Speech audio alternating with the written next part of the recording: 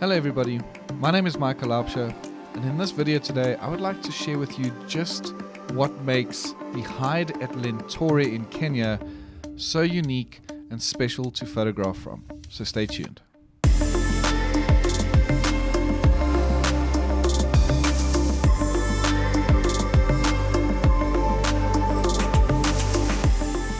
Now, hide photography always provides photographers with the unique opportunity to get quite close and intimate with the species, the wildlife that decide to come in for a drink at that given time that you're sitting in the hide. You get a low angle perspective, you're at water level, and you're obviously just quite a lot closer to these species than you usually are when you're out on safari and out in the field. And I really do enjoy hide photography.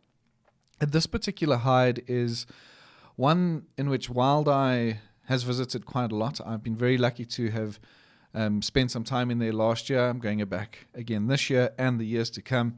And this is the hide in Lentorre in the South Rift Valley in Kenya. Now, this particular lodge is an awesome one. It is small, it's intimate. So when we do our Great Migration with hides and helicopters in the South Rift Valley, we take exclusive use of that camp.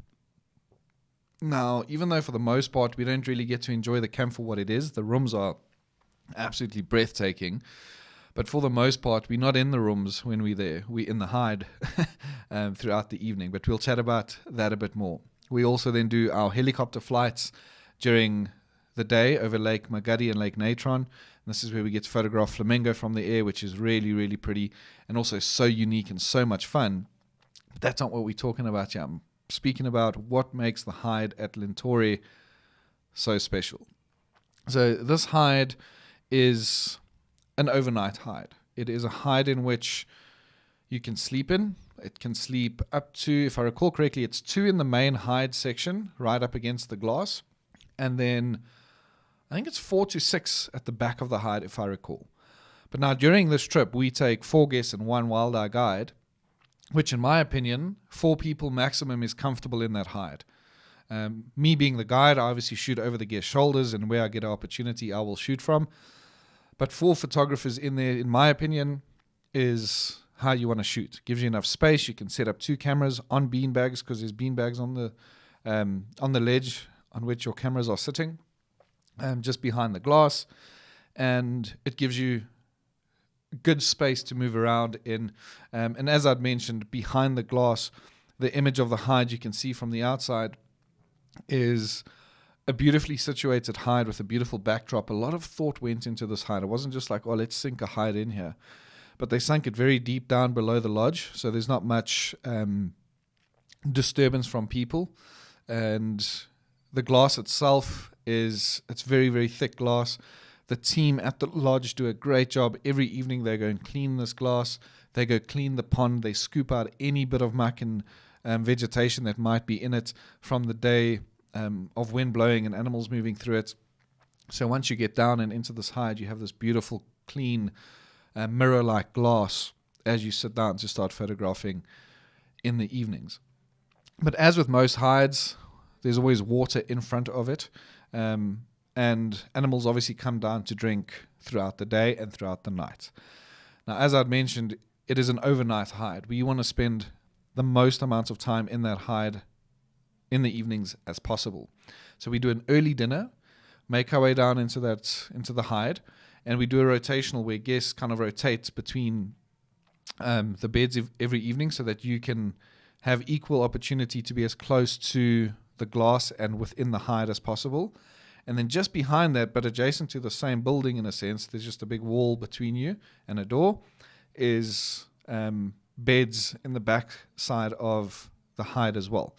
So I obviously bunk in the far corner every night. 2 guests in the back room, 2 guests in the front room, and they rotate. But obviously you now might be wondering, how and why do you fall asleep if you want to be photographing? The lodge sends down watchmen throughout the evening so that we can actually go down, put our heads down to sleep at a point, And then when a leopard or lion or giraffe or an owl or anything comes into the hide, this individual will quickly and quietly walk and just kind of tap you and say, come, there's a leopard, or there's a lion. We all quickly wake up, scurry to our cameras, and we start documenting this. But what really makes this hide so unique, and I don't know why I started whispering, because there's no leopard in here. No, there's no leopard in here. I shouldn't be whispering. I hope you could hear that. But the reason why and what makes this hide so cool is not only the fact that you get night watchmen who come and wake you up when something comes in, and they bring you drinks of choice and snacks of choice later in the evening. It's perfectly set up, the whole kind of operation of it. But my favorite thing about this hide is, like I said, the thought that went into it. The design of the hide, the way they clean this hide, the backdrop you get from the hide, everything about it's amazing. But what really is so cool is that you've got light switches in different areas within this hide. So I plonk myself far in the left corner because photographically speaking, it's not the best angle, and I gave the guests all the best angles. But also there was a awesome little light switch panel of 4 light switches above me, in which I can control and have full control over which lights are on at any given time. Now, there's one particular image that really got me inspired to do this video, to show you just and exactly what we can create in this particular hide. And it's one of my favorite shots from my trip there last year. And it's a leopardess that came in. She came in every single night. She came in to drink on the last night as well. And what you see behind her is rainfall. It was absolutely beautiful. And you can see here how the guests are all photographing. She's down, she's drinking, and pretty much not fazed by us at all. Obviously, the rain dampens her senses, and all animals are at more risk when drinking because they're putting all their senses down to the water. She can't smell or hear too well. But the rain's obviously also affecting this quite a bit. But she put on such a show for us. She came in and out of that watering hole that evening 2 or 3 times, stopped at different areas to drink, which gave us different opportunities light-wise, backdrop-wise, and so on and so forth. And then even on nights, like I said, she came in every single evening to come and drink. But the big boom factor is how you can manipulate the lights from this hide, because you can go backlit, you can go front lit, you can go side lit, you can go all lit at the same time if you really want to, all the lights on at the same time. But what really makes it so interesting is that in that moment we knew, and we were fortunate to have had practice with many different species throughout our 4 nights there, because the first 3 evenings were very dry, and obviously you want this area to be dry to ensure that animals come into the watering hole. But yeah, we had so much practice. We had Jackal who came in to drink. We're practicing on with a front light, and I obviously speak to the guests through everything. I say, listen guys, we're going to do front light, let's shoot. And obviously when you change up lighting from front light, side light, back light, whatever it may be, certain settings might have to change. But this is something that myself or whoever is guiding the trip will be speaking to the guests about before going into the hide. As we're setting up in the hide, remember, it's dark in there. You don't want to be putting on any artificial light because then the animal might see you through the glass. So you tell your guests, get familiar with, we're all on full manual, get familiar. The only thing we need to really change is our shutter speed or our ISO, whatever it may be.